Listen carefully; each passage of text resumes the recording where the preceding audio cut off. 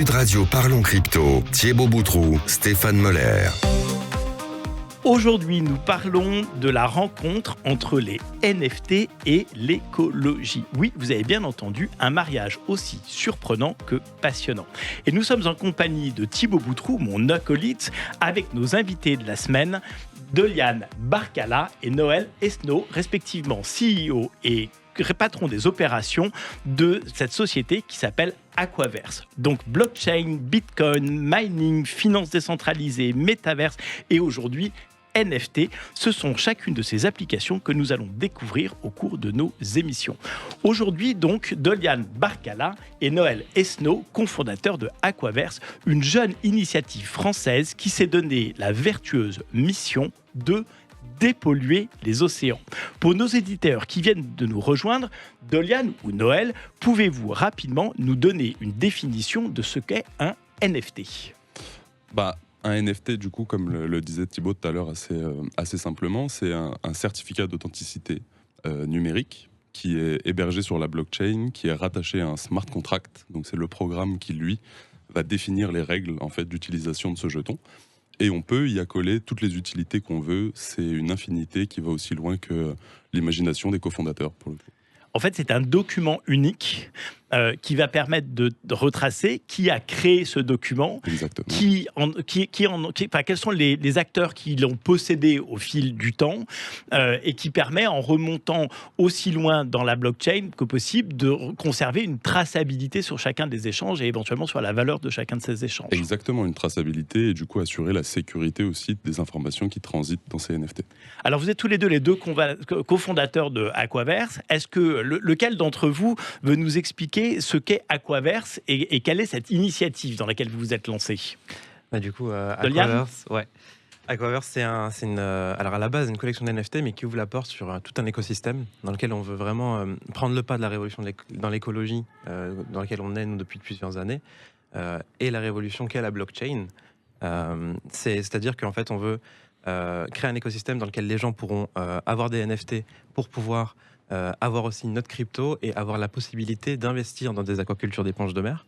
Et ces aquacultures d'éponges de mer-là, c'est une aquaculture qui va avoir le pouvoir de filtrer jusqu'à 10 000 litres d'eau par jour.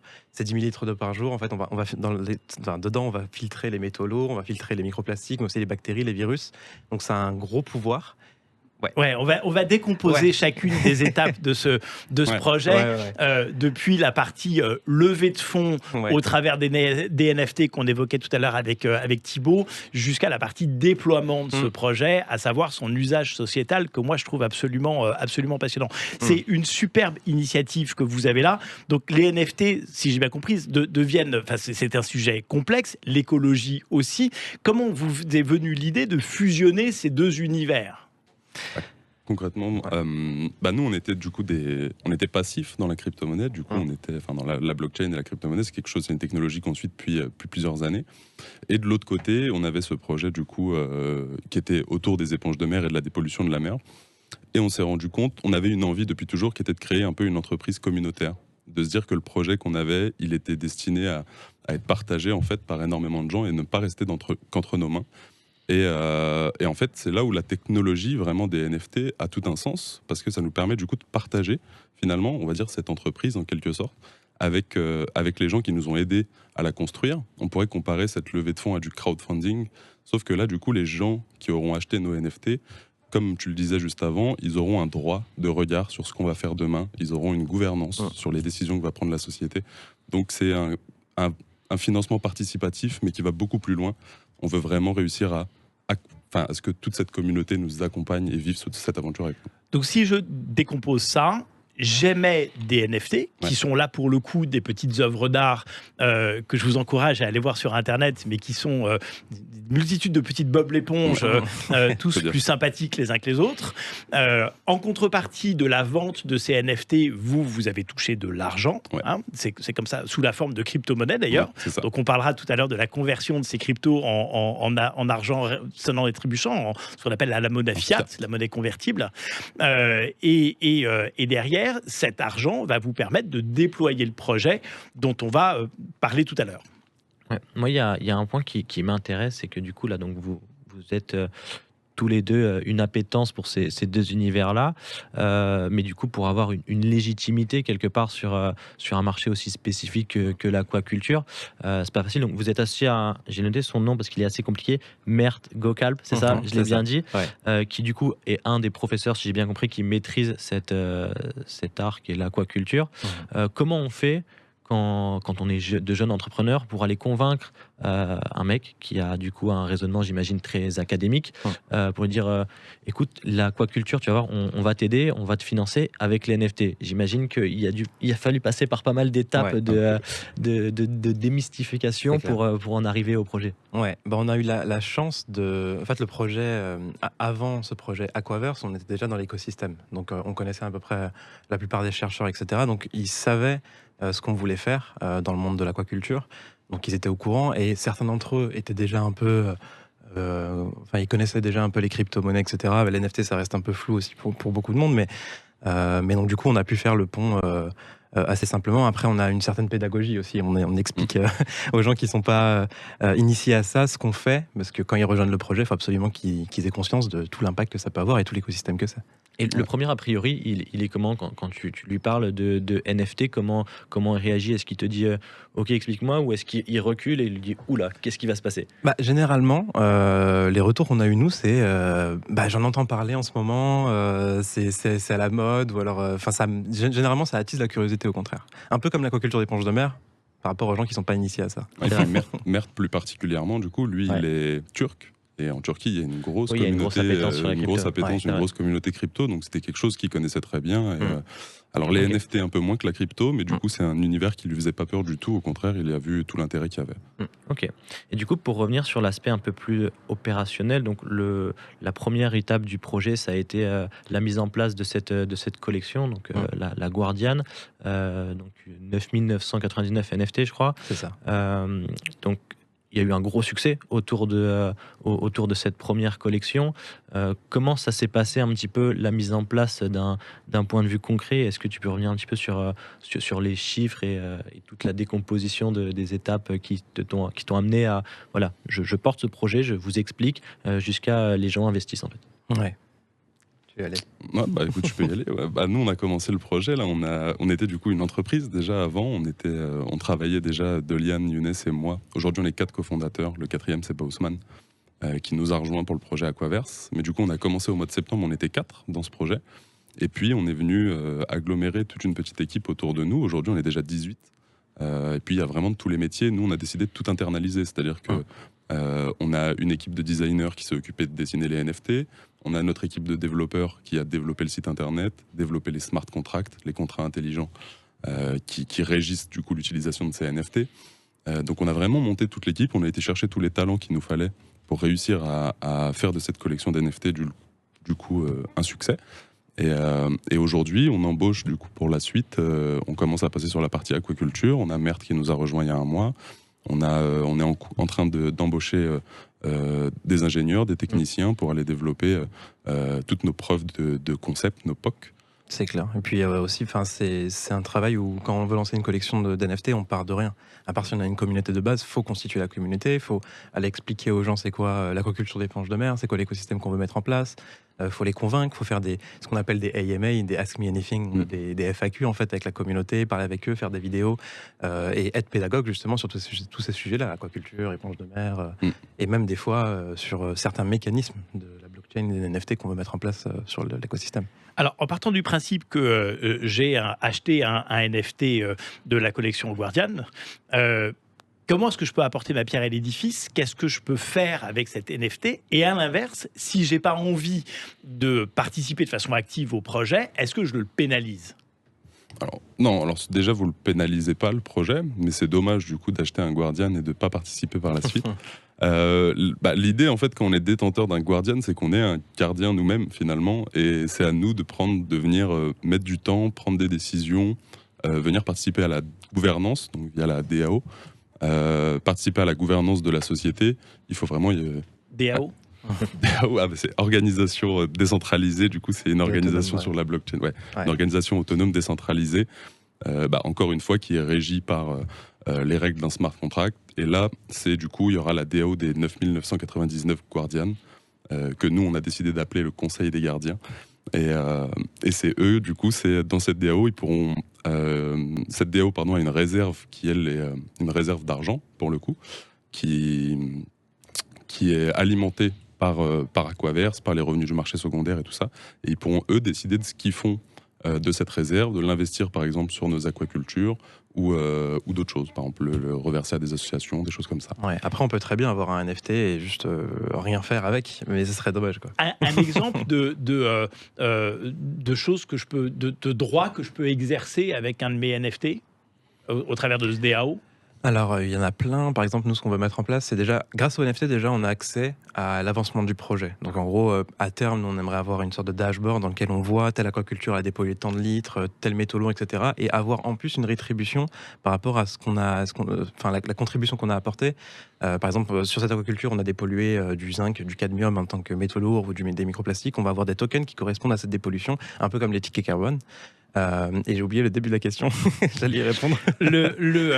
Oui, quels sont les différents droits qui vous sont attachés comme propriétaire d'un Guardian? Et il y a aussi, par exemple, imaginons on a le choix nous, entre 3 aquacultures, on va pouvoir choisir avec la communauté, voilà, tel chercheur a dit qu'il fallait aller là, un tel a dit là, etc. Ici on peut dépolluer tel truc, il y a une urgence ici, etc. Donc on peut choisir les aquacultures, on peut choisir aussi certaines étapes du projet, plein de choses. En fait, ça va être principalement les points d'implantation, et on en parlera tout à l'heure, mais en fonction de la localisation de mes éponges, de mes points d'aquaculture, elles vont filtrer des composants différents que nous, on en parlera tout à l'heure, mais qu'on va récupérer. Et donc, c'est un des choix que je vais pouvoir exprimer en détenant un NFT Guardian, c'est de savoir où seront les prochains points d'implantation. Un des choix. Pour en revenir sur la levée de fonds, combien vous avez levé d'argent et en combien de temps? En fait, c'est un peu compliqué à dire. Déjà, il y a eu 3 phases de vente. On a fait donc une pré-sale, ce qu'on appelle donc une vente avant que les NFT soient émis auprès de notre communauté, une private sale auprès d'investisseurs privés. Donc là, c'était une vingtaine d'investisseurs qui nous suivaient depuis même avant le projet Aquaverse. Puis là, très dernièrement, du coup, il y a moins de 2 semaines, notre public sale. Donc là, on a vendu les 7000 derniers NFT qui restaient. En gros, sur la totalité de ces ventes, on a levé l'équivalent d'1,5 million d'euros en EGLD. Du coup, c'est la crypto-monnaie qui régit notre écosystème. Nous, on a choisi la blockchain Elrond. Donc voilà, on a récolté cet argent en EGLD. Et ensuite, il faut réussir à le faire rentrer dans l'économie réelle pour pouvoir aller l'investir sur des aquacultures. Alors, c'était la deuxième partie de ma question. Une fois que j'ai levé cet argent, que j'ai donc récupéré sous forme de crypto, comment est-ce que derrière, je transfère ça, je le retransforme en euros, sonnant et trébuchant, pour pouvoir derrière déployer mes projets? Aujourd'hui, concrètement, comme un particulier le ferait, en fait, ces EGLD, il faut les refaire passer par un exchange, donc c'est un échangeur centralisé. C'est un endroit où vous allez pouvoir venir échanger vos crypto-monnaies entre elles ou vers des monnaies fiat, comme on le disait tout à l'heure.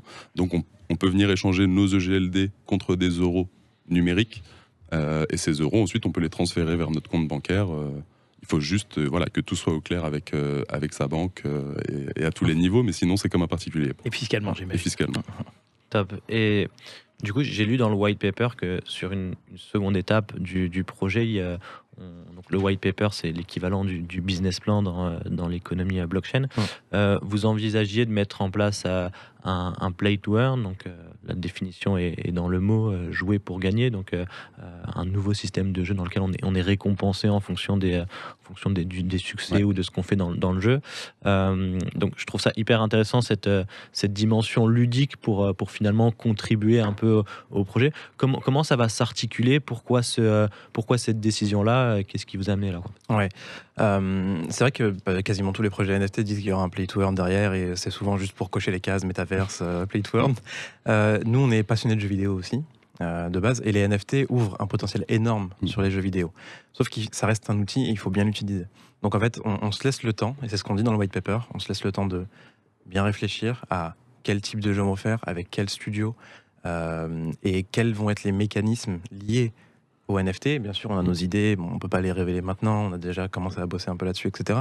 Mais l'idée, ça va être toujours l'Aquaverse, on l'appelait Aquaverse parce que c'est l'océan virtuel qui est en relation avec l'océan réel. Donc du coup, dans le jeu, on sera dans cet univers-là. Donc on pourra plonger les gens dans l'univers, aussi acculturer sur les éponges de mer, vu que les Guardians sont des éponges de mer eux-mêmes. l'histoire sera liée forcément. Et on aimerait avoir des mécanismes qui, en gros, ça va être un play to earn to depolluate, en gros, pour dépolluer, quoi, en gros. L'idée, c'est ça. Et alors, c'est quoi le business model de ce projet ? Comment est-ce que concrètement, cette aventure va vous permettre de générer des revenus ? Sur le play to earn ?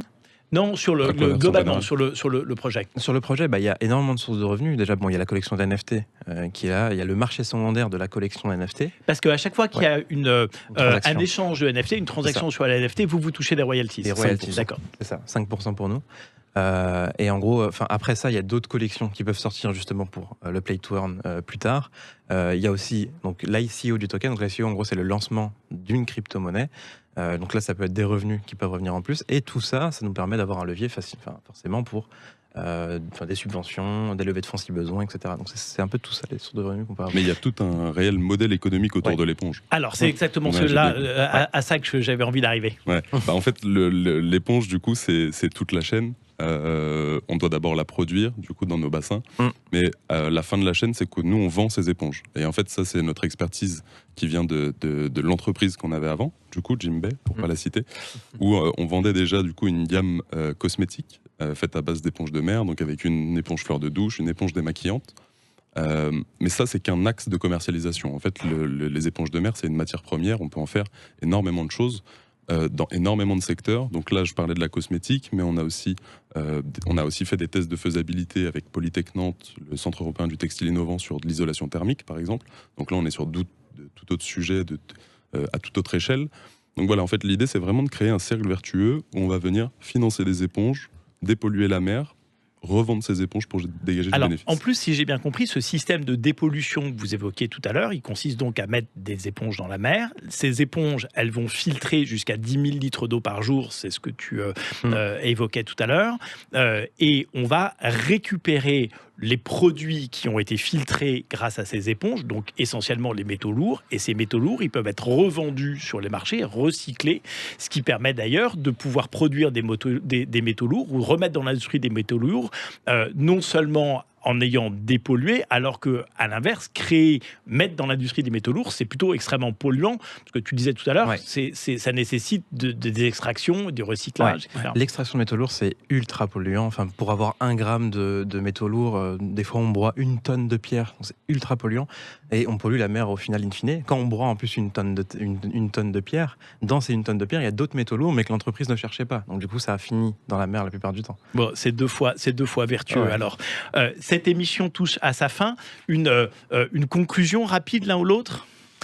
En tout cas, si la dépollution de la mer à travers notre projet vous intéresse, vous pouvez nous suivre sur les réseaux sociaux, donc The Aquaverse, sur notre site internet theaquaverse.io aussi, dans lequel on détaillera un peu plus aussi, parce que bon, là le temps était court, donc on aurait pu parler pendant des heures là-dessus, mais au moins il y aura plus d'explications sur le projet. Bon, on arrive au terme de ces échanges. Merci Deliane pour ces échanges, c'était passionnant. Merci beaucoup Noël aussi. Merci c'était absolument passionnant de voir comment est-ce que des NFT pouvaient s'articuler dans notre univers quotidien. Merci beaucoup Thibaut de nous accompagner de ton éclairage sur ces sujets qui sont passionnants. On se retrouve tous les deux la semaine prochaine. C'était Parlons Crypto sur Sud Radio. Donc retrouvez-nous chaque semaine sur l'antenne de Sud. Ici, nous essayons de comprendre comment et pourquoi tous ces projets de crypto vont changer notre monde. La semaine prochaine, nous recevrons le célébrissime Richard Orlinski pour de nouveaux projets passionnants qui, eux aussi, gravitent évidemment autour de l'univers de la crypto. En attendant, vous pouvez retrouver Parlons Crypto en podcast sur le site de Sud Radio et évidemment sur les chaînes YouTube de Sud Radio ou de Parlons Crypto, chaînes auxquelles vous n'oublierez pas de vous abonner. À la semaine prochaine, Thibaut. À la semaine prochaine. Avec Just Mining, le partenaire des professionnels et particuliers pour réussir vos investissements crypto.